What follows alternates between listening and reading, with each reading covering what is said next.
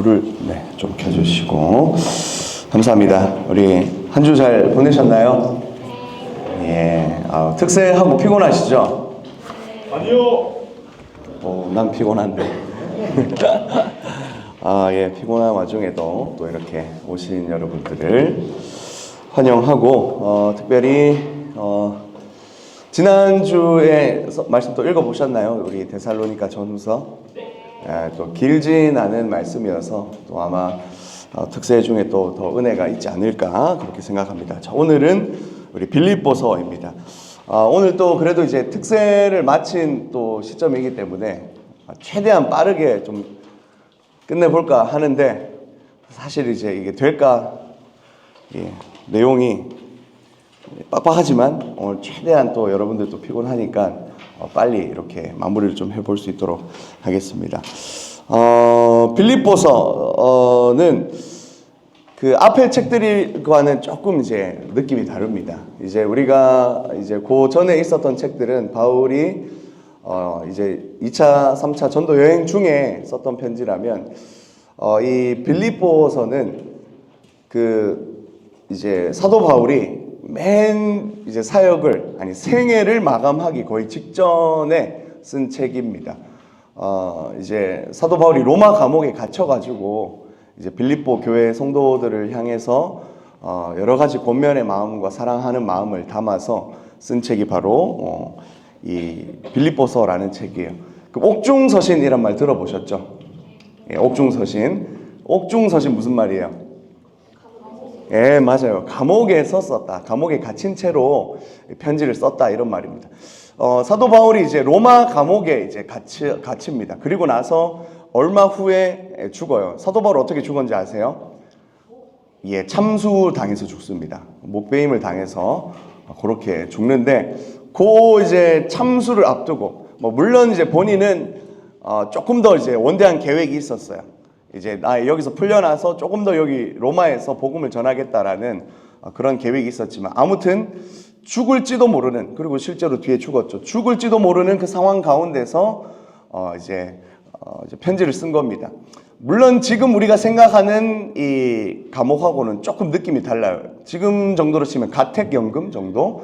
그래서 어떤 한 이제 집에 갇혀서 거기에서 이제 그 집 안에 거하면서 이제 그냥 그 안에만 있는 거예요. 그런데 이제 집 안에만 있으면 뭐 합니까? 심심하잖아요. 그러니까 이제 자기 일을 하는 겁니다. 바울의 일은 뭐예요? 복음 전파하는 거죠. 그래서 이 사람 저 사람. 심지어 이제 사도 바울이 갇혀 있을 때 사도 바울에게 복음을 듣기 위해 찾아오는 사람도 있었고, 사도 바울을 지키는 간수도 있었을 것이고, 또 거기에서 이제 보면 이제 가이사의 집 사람들 이런 사람들 나오거든요. 이따가 제가 한번 얘기하겠지만. 그 집이 조금 이제 큰 집이었던 것 같아요. 그래서 황제의 이렇게 사무를 보는 사람들도 있었고, 아무튼 만날 수 있는 사람들이 여러 사람이 있었는데 그 사람들에게 이제 복음 전하는 일들을 했습니다. 아무튼 그러면서 이제 자신이 돌아왔던, 자신이 사역을 했던 교회들에게 편지를 막 이제 쓰는 거예요. 너희가 잘 지내는가? 나는 잘 있다. 이런 식의 편지를 쓴 것들이 옥중서신입니다. 이제 그 중에 하나가 바로 이 빌립보 교회에 보낸 편지인 이 바로 빌립보서입니다. 제가 가장 좋아하는 이 서신서 중에 하나입니다. 왜냐하면 이 빌립보서는 오는 한 주간 여러분들 읽어보시면 알겠지만 찬양의 가사가 굉장히 많습니다. 거의 이제 명언 제조기라고 할 정도로 굉장히 유명한 구절들이 많고, 그러다 보니까 이제 찬양의 가사로 이제 차용된 이제 그런 구절들도 많고, 오늘 우리가 방금 이제 불렀던 찬양, 이 땅 위에 오신 하나님의 본체도 빌립보서 2장에 나와 있는 말씀으로 우리 훈련팀장이 참 센스가 있어요. 최고. 네, 고생하는데 박수 한번 주시죠. 네, 부끄러워서 얼굴을 들지 못하고 있는데 아무튼 감사합니다. 그래서 이제 이 찬양 사역을 하시고 하는 분들은 이 빌립보서를 거의 딸딸 외우다시피 한번 읽어보십시오. 굉장히 도움이 될 겁니다. 제가 강의 준비하면서 이렇게 읽어봤는데 그냥 제가 얼핏 눈에 세워보진 않았는데 얼핏 눈에 들어오는 찬양만 한 10가지 넘을 정도로 빌립보서 4장밖에 안 되잖아요. 그런데 이 안에 있는 그 말씀 구절들을 가지고 굉장히 많은 찬양의 고백들이 나옵니다. 그래서 아마 여러분들이 읽어보시면 요 찬양이구나. 그리고 여러분들이 몰라도 이 또 동일한 구절을 가지고 여러 찬양들이 또 이렇게 또 여러 있으니까 읽어보시면 굉장히 도움이 될 것 같고요. 빌립보서를 또 나타낼 수 있는 한 가지 키워드는 뭐냐면 기쁨입니다. 기쁨. 다시 말하노니 기뻐하라.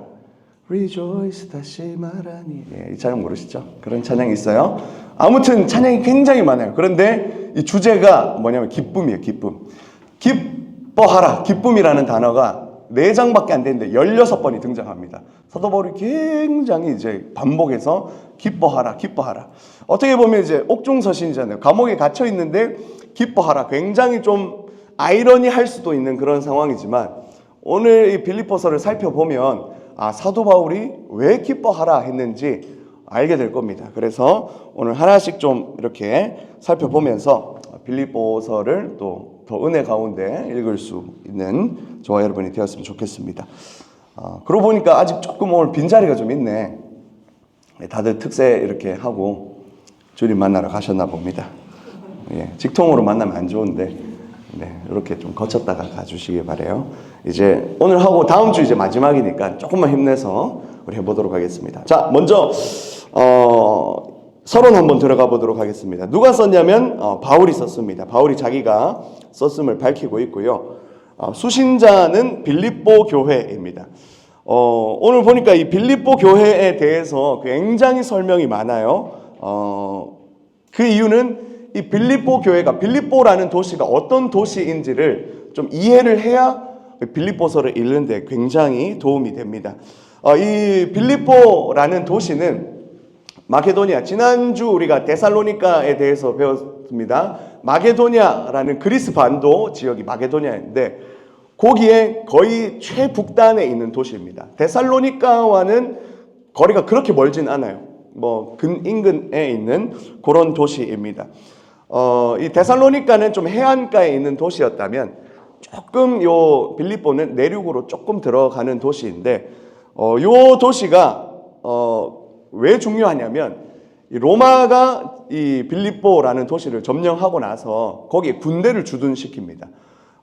그리고 그곳에 이제 로마는 저기 이탈리아 반도 있잖아요. 로마에 있는 행정, 사법 여러 가지 체계들을 제도 이런 것들을 그대로 이 빌립보라는 도시에 가져왔어요. 그래서 이제 빌립보 모르는 사람이 빌립보 가면 여기 로마인가 싶을 정도로 로마를 그대로 떠서 이제 복사해 왔다, 복붙해 왔다라고 그렇게 볼 수가 있겠죠. 요새 몽골에 CU 들어간 거 아세요? 몽골에 보면 CU 한국 편의점 있고 아파트들이 요즘 되게 들어서는데 이번 또 이제 선교 갈 거다, 그렇죠? 선교 가는 사람 있나요? 없구나. 다 경쟁이 떨어졌구나. 네, 그 보면 한국형 아파트가 이렇게 있어서 모르는 사람이 가면 여기가 한국인지 몽골인지 모를 정도로 한국을 그대로 떠와서 이렇게 붙여놨다 하더라고요. 그것처럼 로마를 그대로 떠와서 거기다 딱 이제 붙여놓은 도시가 바로 빌립보입니다. 그리고 이제 여기 있는 사람들 중에 그렇게 군 복무를 하고 이 빌립보에서 와서 사는 사람들에게 뭐를 줬냐면 로마 시민권을 줬어요. 그 당시에 로마 시민권은 지금의 미국 시민권하고 똑같은 겁니다. 그러니 그것보다 어떻게 보면 더 파워 있다고 할 수가 있죠.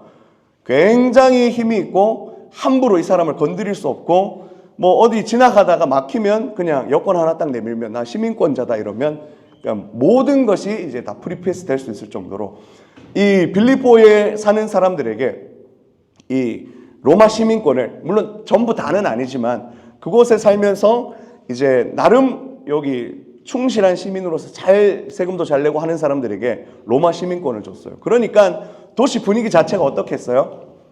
황제에 대해 굉장히 우호적입니다. 거기에서 이제 더 나아가서 우호적을 넘어서 요 당시에 분위기 어떻다고요?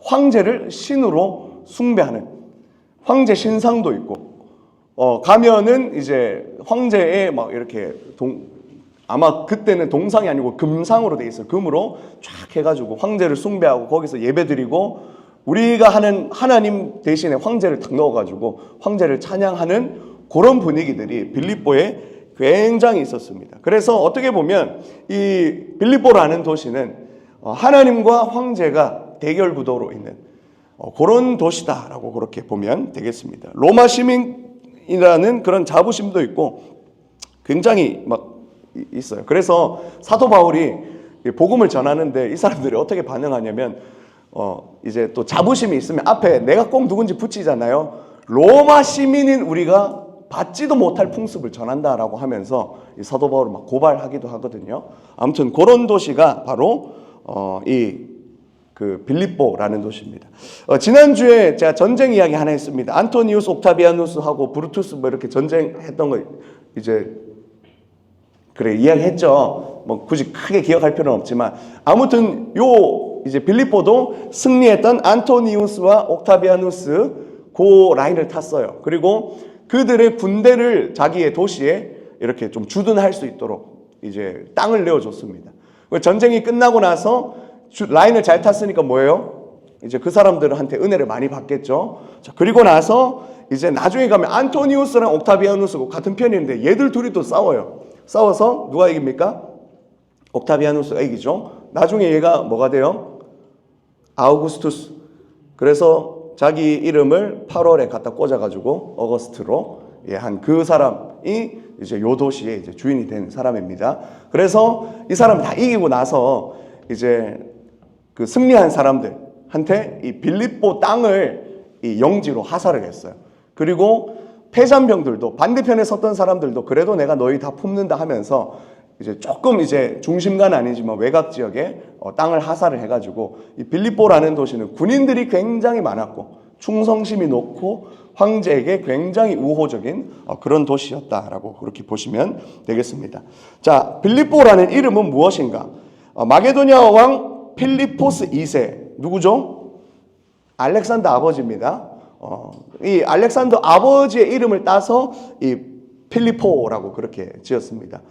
그 사복음서에 나오는 가이사랴 빌립보하고는 다릅니다. 거기는 헤롯 대왕의 아들이었던 빌립보라는 아들이 있거든요. 거기의 이름을 따서 가이사랴 빌립보라고 지었고 요 도시는 알렉산더의 아버지의 이름을 따서 빌립보라고 그렇게 지었습니다. 그래서 좀 헷갈릴 수 있어요. 사복음서하고 사도행전 또 여기 나오는 뒤에 서신서에 나오는 빌립보가 서로 다른 빌립보입니다. 굉장히 거리도 멀고 아무튼 그렇게 해서 알렉산더의 아버지의 이름을 따서 빌립보라는 이름을 붙였고 BC 168년에 이 도시를 점령했다라고 그렇게 이야기를 합니다. 옥타비아누스가 빌립보를 로마의 식민지로 만들었다라고 하지만 식민지가 우리가 생각한 그런 식민지라기보다는 뭐 이때 로마는 온 세계를 다 삼켰으니까 그 중에서 중요한 뭐 행정 도시 정도로 이렇게 삼아서 어쨌든 황제와는 굉장히 우호적인 관계였다. 자, 빌립보는 상업 도시는 아니었어요. 광업 도시였습니다. 그 주변에 광물들이 많이 났다고 해요. 그래서 제가 지난주에 이제 데살로니키 지금 이름으로는 지금도 대도시예요. 굉장히 큰 도시고 지금도 가면 도시가 이렇게 있는데 여기는 아무것도 없어요. 제가 가보니까 폐허입니다. 그냥 이제 옛 성터, 옛 감옥터 이렇게 있더라고요. 그래서 제가 그 신대원 졸업여행 때 여기 갔었거든요. 감옥터라고 알려주는 거예요. 그래서 제가 감격해가지고 바울과 실라가 갇혔던 감옥이 혹시 여기입니까? 하니까 그 목사님 가이드 해주셨거든요. 그건 안 남아있죠. 이러더라고요. 아, 그래요? 그래서 이까지 올라왔다가 예 하면서 그래서 괜히 사진 찍어 오긴 했는데 아무튼 여기는 지금 그냥 그 유적지 말고는 아무것도 없어요. 그냥 옛날에도 광업도시였고 뭔가 이렇게 도시가 뭐 굉장히 발달한 그런 도시는 아닌데 어떻게 보면 이제 군인들이 와서 살게 된 계획도시 정도로 그렇게 볼 수가 있겠습니다. 사도 바울이 이제 전도를 하러 갔는데 사도 바울의 전도 전략이 뭐라 했죠? 도시에 가면 어디부터 찾아간다고요? 회당을 찾아간다고. 그러면서 회당을 지으려면 유대인 남자 몇 명 있어야 된다고 했죠? 10명이 있어야 된다고 했어요. 자, 근데 빌립보 갔는데 유대인 남자 10명이 없었어요. 회당이 없었어요. 자, 그래서 딱 갔는데 복음 전할 회당이 없는 거예요. 그래서 사도 바울이 전략을 좀 바꿔서 이제 회당에서 갔다가 보통은 이제 또 이렇게 귀부인들한테 가는데 이 부인들을 찾아서 성 밖으로 나아갑니다. 성 밖 이제 강가에 딱 갔는데 거기에서 빨래하는 한 여인을 만납니다. 이제 그 여인에게 복음을 전했는데 받아들여요. 그런데 이 부인이 굉장히 부자였어요. 이 사도행전 16장에 보면 나오는데 이 자주색 옷감을 장사하는 루디아라는 여인이었습니다. 이 당시에 이제 자주색 옷감은 그 부의 상징이었고 권력의 상징이었습니다. 나폴레옹 망토 무슨 색깔이죠? 빨간색이죠. 황제들 망토 다 뭐예요? 빨간색입니다. 이 빨간색은 옷감은 황제들, 귀족들만 입을 수 있는 거예요. 그래서 이 자주색 옷감이라는 것은 귀족들한테 그런 옷감을 이제 납품하는 사람이었어요. 유대인 출신이긴 했는데 굉장히 부자였어요. 그래서 루디아가 복음을 받아들이고 이 사도 바울을 자신의 집에 초대합니다. 거기에서 이 빌립보 교회가 세워진 거예요. 빌립보 교회는 어디냐? 루디아 집이었어요. 좀 부자였으니까 집도 굉장히 컸겠죠. 그래서 뭐 그 당시에 있는 교회들은 다 이제 가정교회였거든요. 그래서 루디아의 집에서 빌립보 교회가 시작이 된 겁니다. 자, 사도 바울이 그러면 이 빌립보로 왜 가게 되었느냐? 사도 바울이 이제 2차 전도 여행을 하면서 처음에는 이 터키 남부로 이렇게 다 가가지고 이렇게 쭉 돌고 이제 트로이, 성경에는 드로아라고 나옵니다. 트로이를 돌아서 터키 북부로 가려고 했는데 이 드로아라는 곳에 갔을 때 머물고 이제 잠을 잤는데 이제 꿈을 꿔요. 어떤 꿈을 꿨냐면 꿈을 꾸고 있는데 저 멀리서 누가 손짓하는 거예요. 이리 와 하면서 엄마야. 네. 뭔 소리죠? 천둥인가요? 네. 아무튼 이리 와 하면서 이렇게 꿈을 꾸는 거예요. 그래서 눈을 씻고 딱 보니까 마게도니아 사람들인 거예요. 그리스 반도 사람들인 거예요. 우리한테 와서 복음을 전해달라고 꿈에 나와가지고 이야기를 하는 거예요. 그래서 사도 바울이 원래는 터키 북부로 이렇게 돌아서 가려고 했는데 마음을 바꿔서 배를 타고 마게도니아로 넘어갑니다. 성경에 나와 있는 이야기예요. 여러분 사도행전 16장에 나와 있습니다. 마게도니아 사람들이 막 손짓해요. 그래서 이제 이 사람들이 이 사도 바울이 이제 선교 방향을 바꿔서 마게도니아로 건너갑니다. 그래서 네아폴리라는 항구에 도착했다가 거기서 이제 조금 들어가면 빌립보거든요. 빌립보에 마게도니아 반도에 들어가서 처음 들어갔던 도시가 제 1차로 들어갔던 도시가 빌립보입니다.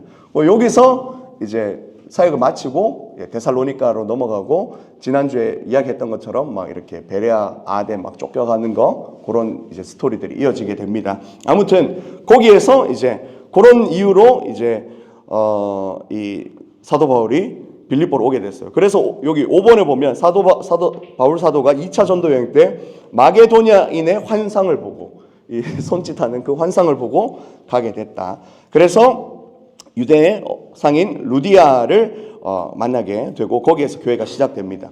한날은 빌립보에서 복음을 전하고 있는데 이제 어떤 여인 하나가 이 사도 바울을 쫓아와요. 바울과 실라를 쫓아옵니다. 그러면서 뭘 하냐면 이 사람들을 쫓아다니면서 괴롭게 하는 거예요. 어떤 여인이었냐면 귀신 들린 여인이었어요. 귀신 들려가지고 이 영빨로 점을 치던 여인이었어요. 그런데 이제 딱 이 사람들이 사도 바울과 실라를 보니까 영빨이 좀 있는 거예요. 그래서 쫓아다니면서 막 괴롭히는 겁니다. 사실 이제 괴롭혔다라고 이야기하지만 뭐라고 이야기했냐면 이 사람들은 거룩하신 하나님의 그 복음을 전하는 거룩한 하나님의 종들이다 라고 소리를 쳐요.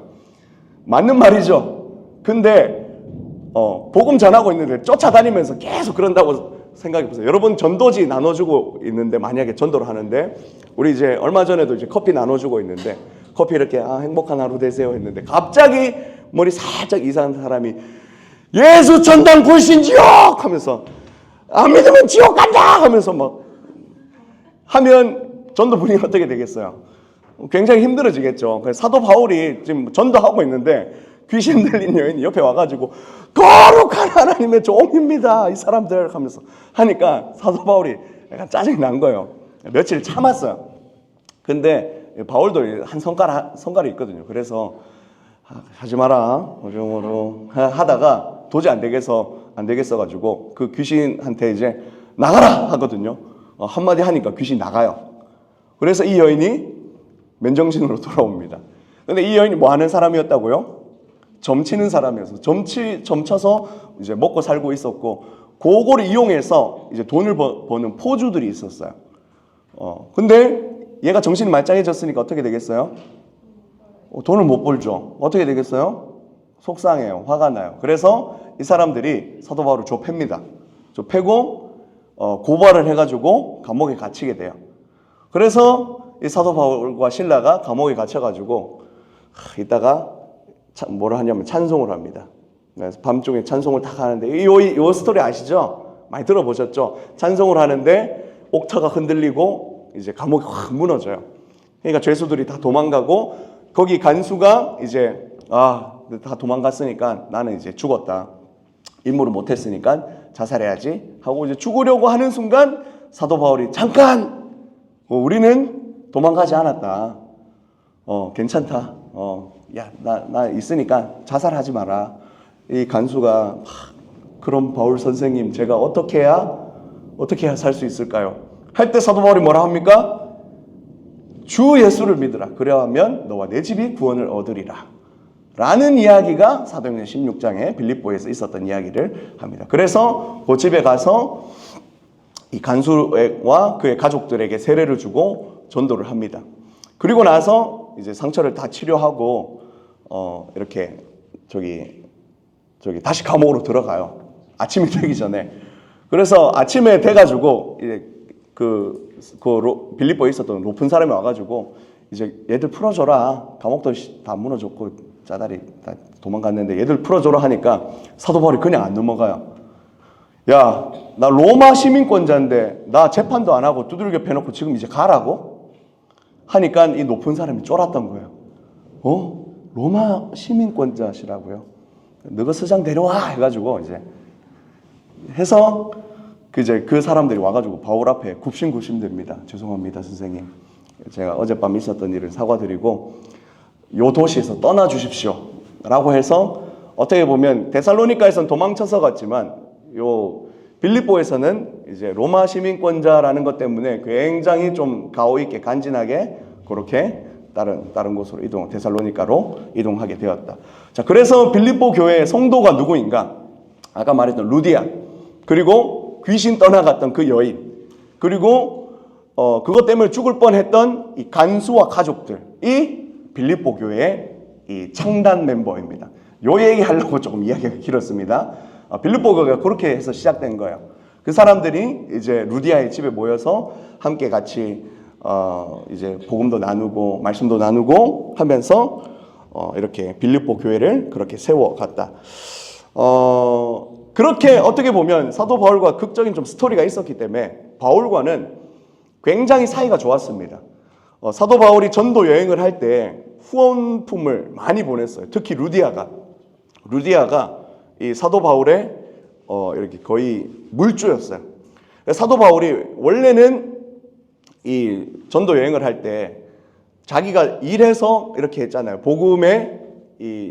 이제 복음이 가려지지 않도록 혹시 나를 떠돌이 철학자로 오해할까봐 내가 일해서 내가 돈 벌어서 내가 복음 전파한다. 요 원칙을 가지고 있었는데 몇몇 교회만큼은 이렇게 좀 후원을 받았어요. 그 중에 하나가 빌립보 교회, 특히 루디아였습니다.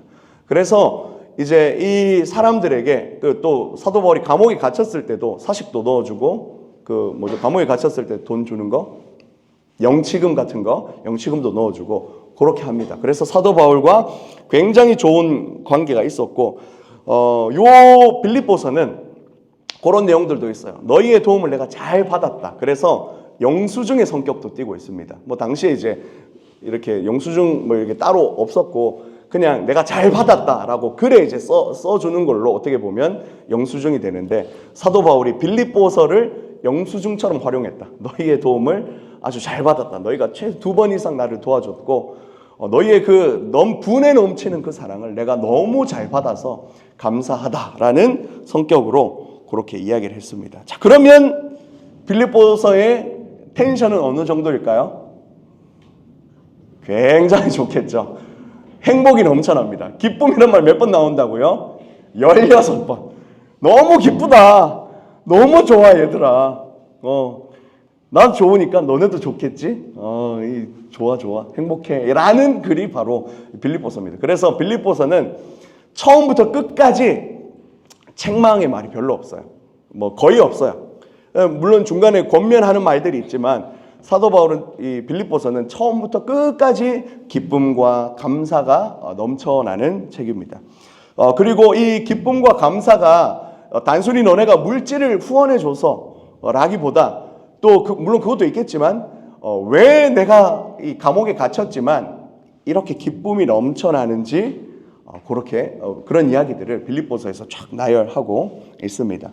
그래서 뭐 사도권에 대한 변호 이런 거 없어요. 다른 데는 가면 내가 예수님 만나가지고 막 다메섹 도상에서 만나 이런 설명들이 있는데 여기는 그런 거 하나도 없습니다. 오히려 1장 7절에 보면 여러분들이 내 심장 안에 내 마음 안에 있습니다라는 막 그런 이야기도 하고 사랑 거의 그냥 연애 편지에 가까운 그런 책이 바로 빌립보서입니다. 자, 언제 썼느냐? 한번 페이지를 넘어가셔가지고 언제 썼느냐? 주후 60에서 63년경이라고 이야기하는데 거의 아마 한 63년경. 이 옥중 서신들 중에서도 거의 맨 마지막에 쓰여진 책이 빌립보서입니다. 그래서 뭐 보면 친위대, 이 황제 친위대입니다. 자기를 가택연금한 자기를 지키는 사람들이에요. 그리고 가이사의 집안 사람들, 황제의 사무를 보는 사람들입니다. 이 사람들을 언급하는데 그걸로 봐서 로마에 있는 감옥에 가택연금 되어져 있을 때 사도 바울이 썼구나. 이 사람들에게도 사도 바울이 다 복음을 전했어요. 자, 그래서 기록 장소는 로마 감옥이다라고 그렇게 볼 수 있겠습니다. 자, 빌립보서를 그러면 쓴 이유는 뭘까요? 제가 여기까지 설명했으면 몇 가지 이제 이유가 좀 추려지겠죠. 정리를 조금 해보면 첫 번째 이유는 뭐냐면 로마 감옥에 갇혀 있지만 나는 괜찮다라는 안부를 전하기 위한 목적이 1번입니다. 그래서 내가 지금 감옥에 있지만 생각보다는 상황이 괜찮다.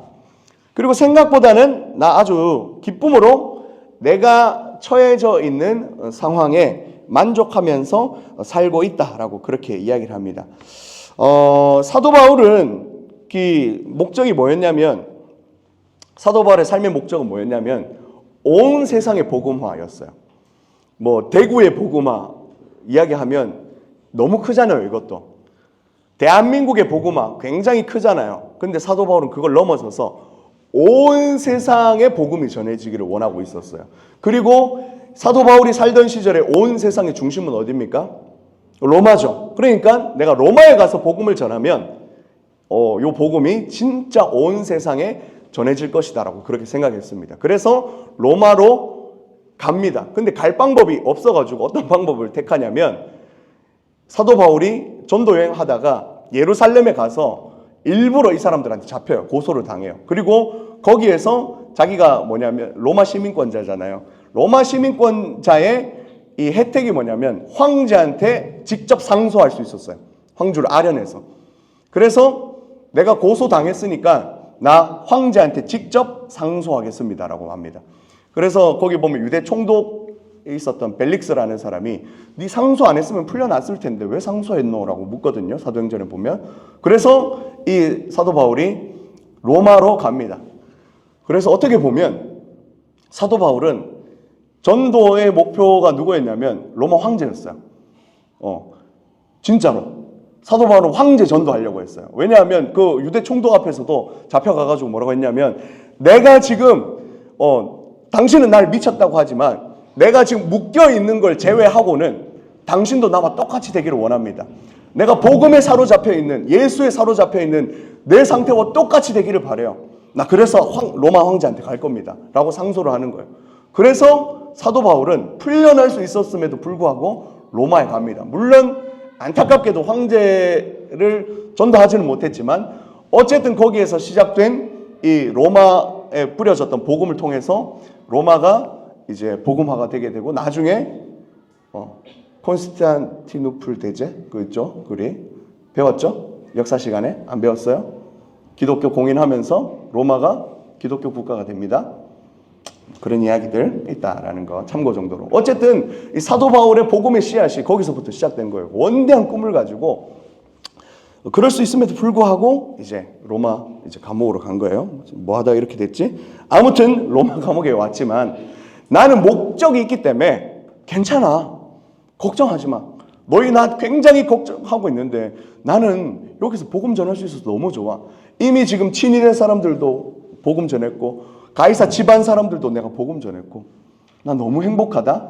그래서 막 안심시키기 위해서 그런 안부를 전합니다.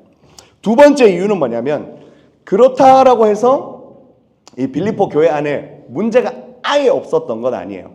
조금의 문제가 있었는데 다툼이 조금 있었습니다.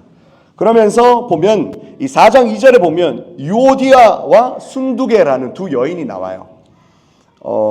이 빌립보 교회 집은 이제 누구 집에 산다고요? 빌립보 교회는 루디아. 말빨이 셌을까요? 안 셌을까요? 자기 집이니까 셌겠지. 그리고 이 루디아뿐만 아니고 유오디아라는 사람도 있고 순두계 둘 다 여자거든요. 이 사람들도 교회 지도자들이었어요. 우리가 생각하는 것과는 달리 요 문화권은 여인들도 그래도 어느 정도 이렇게 좀 위치가 좀 교회 안에서 위치가 있었고 지도자의 역할들을 감당했습니다. 그런데 이 둘이가 싸운 거예요. 그래서 사도 바울이 너네 둘이 싸우지 말고 한 마음을 품어라. 갈등을 가지고 있으면 안 돼. 그러니까 같은 마음을 품고 잘 연합해서 복음에 합당한 삶을 살아라 라는 그런 이야기들을 합니다. 그리고 약간의 핍박이 있었어요. 이제 아예 완전히 이제 핍박이 없었던 건 아니고 약간 사람들이 좀 무시하고 예수 믿으면 되냐 하면서 유대주의자가 많진 않았지만 소수 있었거든요. 그런 사람들이 핍박을 좀 가해 옵니다. 그래서 그런 사람들에 대해서 너희가 믿음을 잘 지킬 것을 핍박과 갈등에서 잘 벗어날 수 있도록 그렇게 편지를 씁니다. 세 번째는 감사입니다. 아까 이야기했듯이 헌금에 대한 감사입니다. 영수증의 성격이 강하다라고 그렇게 얘기를 했습니다. 자, 그렇게 해서 바울이 빌립보서를 쓴 이유가 이렇게 드러나겠습니다. 자, 그러면 빌립보서의 주제도 비슷하겠죠? 자, 그래서 주제를 한번 살펴보도록 할게요. 자, 주제 첫 번째는 뭡니까? 뭐겠어요? 감사입니다. 감사. 바울은 도움이 필요할 때 도와주었던 빌립보 성도들에게 감사의 편지를 쓰고 있다라고 그렇게 이야기를 하고요. 두 번째는 하나됨입니다. 하나됨. 아까 갈등이 있다고 했잖아요. 너희가 그렇게 싸우지 말고 예수 그리스도 안에서 하나가 되라. 그리고 겸손과 섬김의 본이 되신 그리스도를 닮아가라. 그렇게 이야기를 합니다. 그래서 너희가 하나 되어라. 나보다 남을 낮게 여겨라. 그런 이야기들 합니다. 자, 세 번째 주제는 뭘까요? 제일 핵심입니다. 기쁨이죠. 기쁨. 기쁨이라는 주제. 기쁨이라는 단어는 5번, 기뻐하라는 11번 합쳐서 16번의 기쁨이라는 그 이야기를 합니다. 사도 바울이 기뻐하라 이야기하다가 조금 이제 자기도 민망했던 것 같아요. 자꾸 기뻐하라는 얘기만 하니까 4장밖에 안 되는데 계속 반복하니까 3장 1절에 보면 그런 이야기를 해요. 내가 같은 말을 하는 것이 수고롭지 않다. 그렇게 이야기해요. 내가 계속 반복하고 있는데 근데 나 이거 수고롭지 않아. 나 이거 되게 좀 힘들지 않아. 나 너무 기쁘기 때문에 계속 하루 종일 더 할 수 있다. 온종일 기뻐하라는 이야기 할 수 있다라고 그렇게 이야기를 합니다. 4장 4절에도 다시 말하노니 기뻐하라라고 그렇게 이야기를 합니다. 그런데 사도 바울이 그냥 기뻐하라라고 그렇게 이야기를 하지 않고 독특한 표현을 하나 쓰는데 2개를 씁니다. 뭐를 쓰냐면 그리스도 안에서 기뻐하라라고 그렇게 이야기를 합니다. 그리스도 안에서 기뻐하라. 또 한 가지는 뭐냐면 비슷한데요. 주 안에서 기뻐하라라고 합니다. 같은 말 같지만 조금 달라요. 그리스도 안에서 기뻐하라라는 말은 너희가 언약 안에서 그리스도와 예수와 연합해서 그 예수와 연합한 기쁨으로 그 감사함으로 너희가 기뻐하라라고 하는 말이 그리스도 안에서 기뻐하라라는 말입니다. 그럼 반면에 주 안에서라는 말은 어떤 말일까요? 이 주라는 말은 당시에 누구한테만 쓸 수 있었냐면 황제한테만 쓸 수 있었어요. 황제. 그런데 유대인들은 주라는 것을 누구한테 쓰고 있었습니까? 이미 하나님께 쓰고 있었죠. 그래서 이제 하나님과 황제가 지금 대결 구도인 거예요. 그런데 사도 바울은 이렇게 이야기를 합니다. 너희가 기뻐하는데 주 안에서 기뻐하라 라고 이야기를 합니다. 왜냐하면 예수 그리스도께서 주인 되시기 때문이다. 주님은 십자가에 달리셨지만 그 십자가에서 죽으시고 부활하심으로 사단의 권세를 다 꺾으셨다. 그리고 승리하신 주님이시다. 그래서 주님은 온 땅의 통치자로 이곳에 오실 진정한 주님, 아도나이, 주님이시다. 너희가 그 통치 아래에서 기뻐하라 라고 그렇게 이야기를 합니다. 그래서 조금 비슷한 단어이지만 그리스도 안에서 주 안에서 비슷한 단어이지만 조금 다른 이 뉘앙스를 띠고 있다라는 것.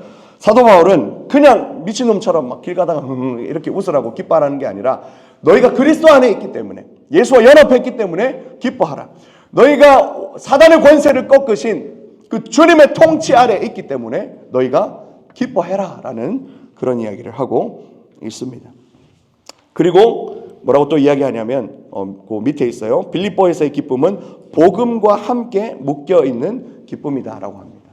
사도 빌립보서 1장에 뭐라고 이야기하냐면 오히려 나에게 죽는 것도 유익할 수 있다. 내 안에 사는 게 그리스도니 죽는 게 내한테 유익할 수 있다. 내가 지금 여기 갇혀 있지만 갇혀 있어가지고 내 주변 사람들 이미 전도 다 했어. 야, 얼마나 좋아. 내가 여기서 죽으면 이게 복음의 씨앗으로 뿌려질 거야. 내 안에 사는 게 그리스도니 오히려 내가 죽는 게 복음의 진전이 있다면 나 기뻐할 수 있어. 사도 바울의 광기가 느껴지십니까? 복음에 미쳐있는 사람이었어요. 진짜 예수 그리스도한테 미쳐있는 사람이었어요. 이런 표현도 있어요. 사도 바울이 로마로 왔잖아요. 로마에서 이제 복음을 막 갇혀가지고 복음을 전해요. 근데 이제 사도 바울이 로마서를 쓰면서 로마 교회 성도들에게 복음을 미리 좀 설명을 하잖아요. 이미 로마에 성도들이 몇 명 있었어요. 근데 그 중에 사도 바울을 좀 시기하는 사람들이 있었습니다. 그래서 이 사도 바울에 대해서 굉장히 안 좋게 험담을 하는 거예요. 어떤 험담을 하냐면 좀 웃기긴 한데 이 사람들이 무슨 이야기를 하냐면 그 이상한 말을 전하는 한 사람이 있는데 그 사람이 황제가 주인이 아니라 예수라는 사람이 주인이랍니다. 말이 됩니까? 황제 주인 아니에요? 예수라는 사람이 주인이래요. 그 말을 하는 사람이 누구냐면 바울입니다 라고 로마 교회 성도인데 그런 말을 하는 사람이 있어요. 그러면서 이제 어떻게 보면 약간 복음을 전하는 것 같으면서 바울을 까는 거예요. 근데 사도 바울이 뭐라고 이야기하냐면 그들이 굉장히 좀 잘못된 마음으로 이야기를 하고 있는데 나를 깎아내리기 위해서 그렇게 해서라도 복음이 전해진다면 그렇게 해서 그 사람의 입에서 복음이 나온다면 나는 만족한다. 빌립보서 실제로 있는 표현입니다. 사도 바울이 그렇게도 이야기를 합니다. 그래서 사도 바울은 나는 묶여있지만 감옥에 있지만 이 복음으로 인해서 그리고 나를 사랑해주고 있는 이 빌립보 교회 성도들로 인해서 이것이 굉장히 기쁘고 감사하고 나에게는 은혜가 충만하다라는 그런 이야기를 하고 있습니다. 자, 이렇게 해서 이 주제가 감사, 하나됨, 기쁨 요 세 가지 주제를 가지고 있다라고 보시면 되겠습니다. 자, 페이지를 하나 넘어가셔서 빌립보서에서 나타난 예수 그리스도라고 되어 있습니다. 요 페이지만 하고 마지막 페이지긴 하네요.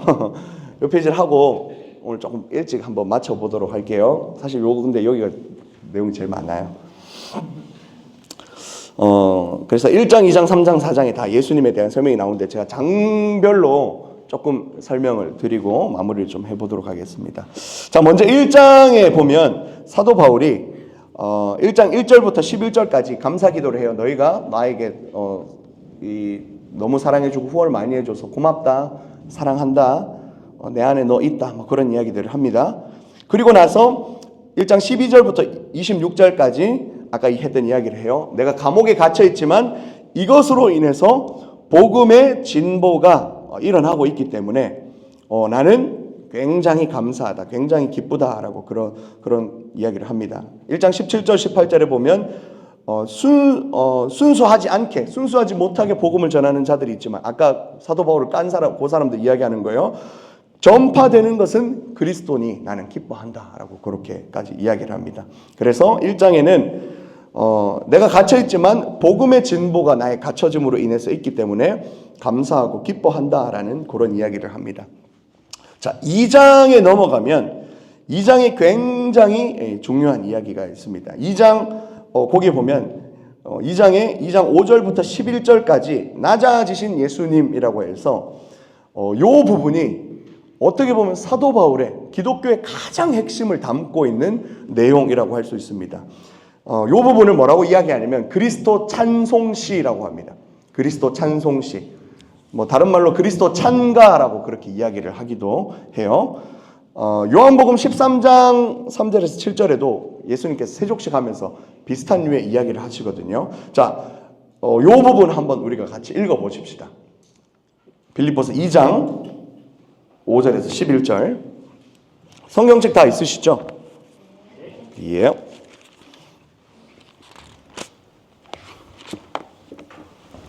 자, 5절부터 11절까지 우리 한 목소리로 한번 같이 읽어보도록 하겠습니다. 시작. 너희 안에 이 마음을 품으라. 곧 그리스도 예수의 마음이니 그는 근본 하나님의 본체시나 하나님과 동등됨을 오히려 자기를 비워 종의 형체를 가지사 사람들과 같이 되셨고 사람의 모양으로 나타나사 자기를 낮추시고 죽기까지 복종하셨으니 곧 십자가에 죽으심이라. 이러므로 하나님이 그를 지극히 높여 모든 이름 위에 뛰어난 이름을 주사 하늘에 있는 자들과 땅에 있는 자들과 땅 아래 있는 자들로 모든 무릎을 예수의 이름에 꿇게 하시고 모든 입으로 예수 그리스도를 주라 시인하여 하나님 아버지께 영광을 돌리게 하셨느니라. 아멘. 오늘 우리 아까 찬양했던 그 가사 그대로입니다. 자, 이게 그리스도 찬송시입니다. 자, 그는 근본 하나님의 뭐라고요? 본체시다라고 2장 6절에 그렇게 이야기를 합니다. 이 본체라는 말이 뭐냐면 형상이라는 말이에요. 그는 근본 하나님의 형상이시다. 그는 그 하나님과 동등한 분이시다라고 그렇게 이야기를 합니다. 자, 그런데 그분은 하나님과 동등한 분이시지만 하나님의 본체이시지만 그분은 하나님과 동등됨을 취할 것을 여기지 않았다라고 이야기를 합니다. 여기서 굉장히 재미있는 표현을 쓰고 있는데 취하다라는 게 뭐냐면 강탈하다, 강도라는 말이에요. 조금 이해가 안 될 수 있는데 요거는 설명이 조금 필요합니다. 예수님은 하나님과 동등한 분이신데 그 형상이 동등한 분이신데 그것을 강탈하기를 원하지 아니하셨다라고 이야기를 합니다. 어제 혹시 금성 나오신 분들 형상이라는 말이 어떤 말이라고 했는지 혹시 기억나세요? 담임 목사님 이야기하셨는데 성품, 인격, 그 하나님의 이 여러 가지 이 인격들, 성품들을 이야기하는 겁니다. 예수님은 하나님과 동등한 형상, 그런 성품을 가지고 계세요. 자, 그런데 오히려 그것을 가지기를 원하지 아니하셨다라고 합니다. 자, 그런데 하나님의 이 형상으로 지어진 존재가 있죠. 누굽니까? 원래 아담이죠. 아담이 하나님의 형상으로 하나님의 본체로 지어집니다. 하나님의 그 성품과 속성을 가지고 아담이 지어졌어요. 물론 하나님과 똑같지는 않지만 하나님의 모습 그대로 지어졌습니다. 자, 그런데 이 아담이 뭘 합니까? 하나님과 에덴 동산에서 다 누릴 수 있는데 뭘 먹어요? 선악과 먹잖아요. 선악과를 먹으면서 선악을 판단할 수 있는 자리, 하나님만 할 수 있는 그 자리에 올라가려고 합니다. 이것을 뭐라고 이야기하냐면 아담이 하나님의 그 권위를 강탈하려 했다. 취하다. 여기 나와 있는 단어. 아담이 하나님의 권위를, 하나님의 자리를 강탈하려고 했습니다. 아담은 그렇게 해서 죄를 짓게 되고 죄악 가운데 빠집니다. 그런데 예수 그리스도는 하나님의 본체세요. 하나님의 형상을 그대로 가지고 있는 분이세요. 그런데 실패했던 첫 번째 아담과 같이 하나님의 자리를, 하나님의 그것을, 하나님과 똑같은 분이시지만 그럼에도 불구하고 그것을 강탈하려고 하지 않으셨어요. 왜냐하면 이미 다 가지고 계신 분이기 때문에. 예수님은 이미 신성이 충만한 분이세요. 다 가지고 있는데 빼앗아 올 필요가 없잖아요. 그래서 예수님은 강탈하기 대신에 뭐를 선택하시냐면 비우시기를 선택하십니다. 다 주기를 선택하세요. 우리 LT 들으신 분들 기억나실 거예요. 하나님의 공유적 속성 중에 가장 중요한 속성, 사랑이라고 이야기했습니다. 사랑이 뭐라고 이야기했어요? 혹시 기억나세요? 훈련생들 중에? 감사합니다. 사랑은요, 내 자신을 다른 사람에게 끊임없이 주는 게 사랑입니다. 계속해서 주는 게. 주님은 사랑과 신성이 충만하기 때문에, 예수 그리스도는 사랑과 신성이 충만하기 때문에 이거를 누구한테 하나님한테 뺏어올 필요가 없어요. 오히려 나한테 충만한 이 신성을 사람들에게 부어줍니다. 이 하나님 예수 그리스도 안에 있는 충만한 사랑을 사람들 앞에 부어줍니다. 그 결과가 뭐냐면 자기를 비워 하나님의 형체에서, 하나님의 형상에서 종의 형체를 가지사. 지금 빌립보서 이제 6장 5절에서 11절 말씀을 순서대로 보고 있는 겁니다. 자신을 비워 종의 형체를 가지셨어요. 높고 높으신 하나님이 자기 안에 있는 신성을 다 비워내시면서, 사랑을 다 비워내시면서 사람으로 오셨어요. 그런데 예수님은 누구세요? 완전한 사람이시지만 완전한 신이시잖아요. 비워낸다고 비워집니까? 다 주셨지만 그대로 그 신성이 있는 거예요. 그래서 예수님은 완전한 신인 동시에 완전한 사람이십니다. 그래서 이 땅 가운데 내려오셨어요. 그것도 높고 높으신 하나님이 많이 양보하고 다 포기한 자리였는데 거기까지 오는 게 아니라 더 내려가서, 거기서 한 단계 더 내려가서 죽기까지 복종하셨으니 곧 십자가에 죽으십니다. 예수님이 어디까지 비워내셨냐면, 어디까지 다 쏟아내셨냐면 예수님께서 죽으시기까지, 십자가에 다 죽으시기까지 너희를 사랑하시고 너희를 품으시고 너에게 다 주셨다라는 그런 이야기를 하고 있는 거예요. 그래서 2장 앞부분에 예수가 이렇기 때문에 너희가 예수님의 이 비워내심을, 사랑을 주심을 본받아서 너희가 한 마음을 품어야 되지 않겠니? 이런 이야기를 하고 있는 겁니다. 근데 거기서 끝난 게 아니죠. 예수님께서 다 비워내셔서 죽기까지 십자가에 복종하셨는데 하나님이 그냥 두지 않으셨대요. 그 다음 나올 가사가 뭡니까? 하나님이 그를 지극히 높여.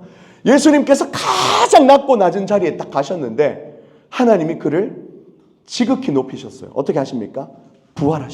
부활하시고 하늘에 올라가셔서 다스리는 그 자리로 승천시키십니다. 하나님이 가장 낮고 낮은 자리에 가셨던 예수를 지극히 높이셔서 어떻게 하냐면 모든 이름 위에 뛰어난 이름을 주셨다라고 그렇게 이야기를 합니다. 모든 이름 위에 뛰어난 이름은 뭐예요? 바로 아도나이, 주님이시다라는 그 이름입니다. 주님이라는, 모든 것의 주인이라는 그 이름을 주세요. 하나님께서 예수 그리스도를 부활시키시고 높이셔서 주인이라는 그 이름을 주십니다. 그리고 그 높아지신 주님의 이름 앞에 오고 오는 모든 세대들이, 남녀노소를 불구하고 모든 존재와 모든 형상들이 예수 그리스도 앞에 무릎을 꿇고, 요 무릎을 꿇는, 모든 무릎이 무릎을 꿇는다라는 건 이사야 45장에 있는 내용입니다. 이제 차용한 거예요. 모든 무릎이 그 지극히 높아지신 주님 대신 그리스도 앞에 무릎을 꿇고 예수를 주라 시인하게 될 것이다. 하나님이 그렇게 하셨다. 예수가 그래서 왕이시다. 왕께 만세. 아마 이 찬양 지으신 분은 제가 찾아봤는데 누군지 잘 모르겠더라고요. 그런데 아마도 이 빌립보서, 이 그리스도 찬송시에 대해서 굉장한 이해를 가지고 계신 분인 것 같아요. 굉장한 묵상이 있으신 분이었던 것 같아요. 하나님이 그를 지극히 높이셔서 모든 무릎이 그 앞에 꿇어 엎드려 절하게 하시고 예수 그리스도를 주인으로 만드셨다. 그래서 하나님, 예수께서 그렇게 되셨기 때문에, 다 비워내심으로, 그렇기 때문에, 다 비워내심으로 주인이 되셨기 때문에 우리도 그를 본받아서 비워내는 삶 살자, 사랑하는 삶 살자. 그렇기 때문에 우리가 기뻐하자라는 이야기를 사도 바울이 감옥에 갇혀서 하고 있는 거예요. 바울이 어떻게 했어요? 감옥에 갇혀 있지만, 내 상황이 자유롭지 못하지만 그 주님을 나의 주인으로 모시고 있기 때문에 사도 바울은 이 기쁨과 감사가 넘쳐날 수밖에 없는 겁니다. 이 그 사도 바울의 이 넘쳐나는 감격을 이 하는 감격을 우리가 요번 한 주 이제 느껴야 돼요. 숙제를 하면서. 이 빌립보서 읽으면서 와, 사도 바울이 이런 마음으로 이 빌립보서를 썼구나라는 것을 탁 읽으면 이제 느끼면서 한번 같이 읽어보시기 바랍니다. 그래서 낮아지신 예수님에 대해서 2장에서 설명을 하고 있습니다. 그래서 여기 보면 아담과 하나님의 자리를 강탈했던 첫 번째 형상이었던 아담과 예수 그리스도를 비교하고 있습니다. 아담은 이런 실패를 했지만 오히려 그리스도는 둘째 아담으로서 모든 것을 완성하셨다라고 그런 이야기를 하고 있죠. 이 이야기는 로마서 5장 12절에서 21절에 보면 또 설명을 하고 있어요. 혹시 조금 이해가 더 필요하신 분들은 로마서 5장 말씀 한번 같이 살펴보시면 좋을 것 같습니다. 물 한 잔만 마시고 하겠습니다.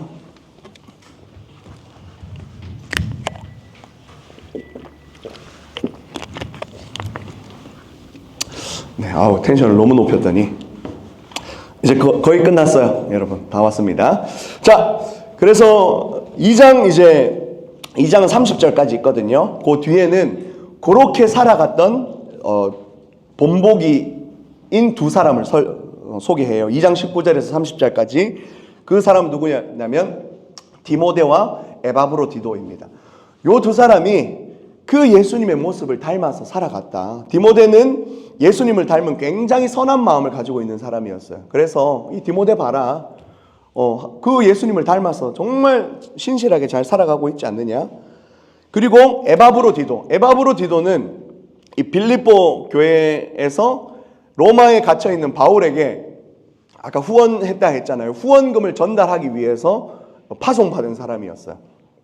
근데 이제 이 에바브로디도가 너무 옆에서 이제 바울에 대해서 서포트를 잘 한 거예요. 그런데 하다가 병에 걸렸어요. 거의 죽을 위기가 있었는데 정말 하나님의 은혜로 고침을 받게 됩니다. 그래서 이 사도 바울이 에바브로디도를 칭찬해요. 너희한테서 온 이 에바브로디도가 굉장히 충성된 사람이다. 예수 그리스도를 닮은 정말 충성된 사람이다.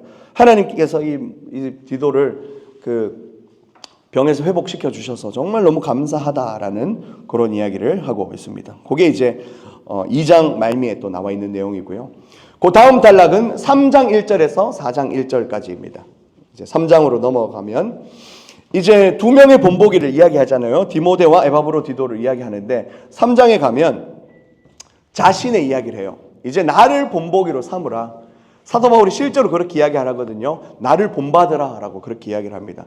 그런데 사도 바울이 교만해서 그렇게 이야기한 게 아니고 자신의 이 살아왔던 이 발걸음들을 간증들을 하면서 내가 이렇게 살아왔기 때문에 너희도 이런 그리스도를 닮아가는 삶을, 내가 그리스도를 닮아가려고 노력했기 때문에 너희도 나를 좀 닮아서 물론 이제 이 닮음은 나를 뛰어넘어서 그리스도를 닮아가는 삶이겠지만 너희도 좀 나를 본받았으면 좋겠다라는 그런 이야기를 합니다. 그래서 과거 회상 이야기를 해요. 너희 중에 율법에 대해서 이야기하는 사람이 있는데 내가 원래는 율법학자였다. 그래서 나 베냐민 지파다. 이 베냐민 지파는 누구의 자손입니까? 이스라엘 1대 왕이었던 사울의 자손 아닙니까? 왕족이라는 약간 개념이 조금 있어요. 그래서 나 베냐민 지파다. 왕손이다, 왕손. 그리고 히브리인 중에 히브리인이다. 그러니까 유대 사람 중에, 너희가 율법 이야기하는데 내가 유대 사람 중에 유대 사람, 히브리인 중에 히브리인이다. 그리고 나 바리새인이었다. 야, 너희가 율법 이야기하는데 누구보다도 이 율법에 정통한 사람이 나였다. 내가 바리새인이었다. 너희가 그 스데반 그거 순교시키고 그거 할 때, 야, 내가 그 자리에 같이 있었던 사람이다. 율법으로는 내가 누구보다 너희보다 앞서 있는 사람이고 완전한 사람이었다. 그런데 내가 그것을 자랑하기로 여기지 않고 오히려 내가 가지고 있었던 옛 영광들 다 그리스도를 본받아 배설물로 여기기로 했다. 이 배설물이라는 말은 되게 순화해서 표현했지만 똥이라는 말입니다. 똥. 그리고 이제 개에게 던져지는 것이라는 그런 의미가 있습니다. 그러니까 좀 그 당시 사람들에게는 굉장히 너무 이렇게 하기 싫은, 지금 굳이 비슷한 표현 찾기가 힘들 것 같은데 아무튼 굉장히 혐오되고 이제 같이 하기 싫은 화장실에서 응가 누고 막 이렇게 그 응가 사랑 하시는 분 없으시죠? 딱 물레에서 빨리 보내야 되잖아요. 그런데 내가 가지고 있었던 그 율법으로 내가 잘 나갔던 옛 과거들 내가 다 오물로, 배설물로 여기기로 내가 결정했다. 왜냐하면 내가 가지고 있는 시민권은, 내가 로마 시민권자지만 내가 가지고 있는 시민권은 여기에 있는 것이 아니라 바로 하늘에 있는 시민권이기 때문이다. 하늘의 시민권을 내가 가지고 있기 때문에, 하나님 안에 하나님의 백성이기 때문에 여기에 있는 내가 누리고 있는 것들, 이거 다 내가 해로 여기기로 작정했다. 내가 가지고 있었던 모든 스펙들 다 배설물로 여기기로 작정했다. 자, 그런데 사도 바울이 말하는 하늘의 시민권이라고 하는데, 이 하늘은 저 이렇게 죽어서 가는 그 천국이 아니라 예수님께서 다시 오셔서 다스릴 그 하나님의 나라를 의미합니다. 그러니까 거기는 죽어서 가는 천국일 수도 있지만 우리가 살아가는 이 자리일 수도 있어요. 주님께서 오셔서 주님의 통치 아래 있는 그곳의 시민권을 내가 가지고 있기 때문에 나는 이 땅의 것 전혀 개의치 않는다. 다 배설물로 여긴다. 주님께서 오셔서 요 교재에 보면 우리의 낮은 몸을 자기 영광의 몸의 형체와 같이 변하게 하실 것이다. 그러니까 주님이 하나님의 나라에서 우리를 영광스럽게 주님처럼 변화시킬 거다. 그렇기 때문에 세상의 것은 아무런 필요 없다라고 그렇게 이야기를 하고 있는 내용이 3장 1절에서 4장 1절까지입니다. 이게 처음에 성경이 쓰여질 때 장절로 이렇게 쓰여져 있지 않았어요. 후대에 장절을 나눴거든요. 그래서 이런 부분들이 있습니다. 사실은 요 4장 1절까지가 한 단락인데 이게 이제 4장으로 나뉘어져 가지고 되어 있는데 단락으로 치면 4장 1절까지가 요 3장의 내용을 포함하고 있고 요 같은 단락이다. 이렇게 보시면 되겠습니다. 자, 그리고 이제 마지막 단락은 이제 4장입니다. 4장도 두 단락으로 나눠져 있는데 자, 그렇게 4장 2절에서 9절까지 한 단락이고요. 4장 2절에서 9절까지 본을 받아서 살아라라는 그런 이야기를 합니다. 그러면서 아까 그 갈등을 가지고 있었던 유오디아 순두계 이야기를 하면서 내 이야기 잘 들었지? 예수님께서 이렇게 하셨는데, 그리고 디모데와 에바브로디도도 나도 지금 이렇게 하고 있는데 너끼리 그거 가지고 알력 다툼하지 말고 그리스도 안에서 주님을 본받아서 그렇게 잘 살아가자. 그리고 너희 안에 혹시 핍박이 있어? 그러면 그거 너희가 기도 제목 있잖아. 모든 것을 기도와 간구로 감사함으로 하나님께 아뢰. 기도하면서 하면 너희에게 오는 너희 교회 안에 있는 시험들 다 이길 수 있을 거야. 그래서 오직 기도와 간구로 너희 구할 것을 하나님께 감사함으로 아뢰라 라는 구절이 거기에 그런 맥락에서 있습니다. 그리고 마지막 4장 10절에서 23절까지 이제 마지막 감사 기도를 합니다. 다시 한 번 더 기뻐하라. 너희가 내 상황 알겠지? 난 기뻐할 수밖에 없어. 내게 능력 주시는 자 안에서 나는 비천에도 처할 줄도 알고 풍부에도 처할 줄도 아니까 그리스도 안에 있으면 나는 어떤 상황이라도 자족해. 내게 능력 주시는 자 안에서 모든 것을 나는 할 수 있어 라고 이야기를 하는 거예요. 뜬금없이 나는 다 할 수 있다. 내게 능력 주시는 자 안에서 이렇게 이 구절을 사용하시면 안 돼요. 사도 바울의 이런 스토리텔링이 있는 거예요. 나는 그리스도 때문에 난 다 버렸기 때문에 내게 능력 주시는 그 예수 그리스도 안에서 나는 모든 것을 할 수 있다라는 고백이 바로 사도 바울에게 나온 겁니다. 이러한 고백이 저와 여러분 가운데도 있기를 주님의 이름으로 축복합니다. 자, 그래서 마무리 좀 보시면 어떻게 보시면 사도 바울 서신 중에서 가장 일관되게 긍정적인 분위기를 유지한다. 빌립보서는 어떤 문제 때문에 기록된 서신이 아니고 오히려 이제 감사와 기쁨의 그런 서신이다라고 보시면 되겠고, 빌립보 교회 성도들을 신랄하게 비판하지도 않고 지적할 만한 주요 문제점도 크게 언급하지 않고 있다라는 것.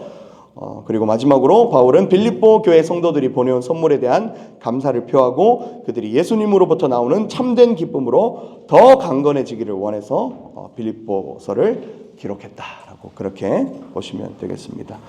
뒤에 또 이렇게 장절별로 이렇게 좀 자세하게 나눠놨으니까 요거를 한번 보시면서 또 성경책을 한번 읽어보셔도 굉장히 도움이 될 것 같습니다. 지난주보다는 그래도 한 20분 일찍 마친 것 같아요. 또 한 주간 또 고생하셨고, 여러분들 요거 또 보시면서, 보는 걸로 끝나지 않습니다. 우리가 진짜로 말씀을 제대로 보기 위해서는 요걸 하고 나서 성경을 읽는 것 중요합니다. 4장밖에 안 되니까, 한번 한 10번 읽으셔도 될 것 같아요.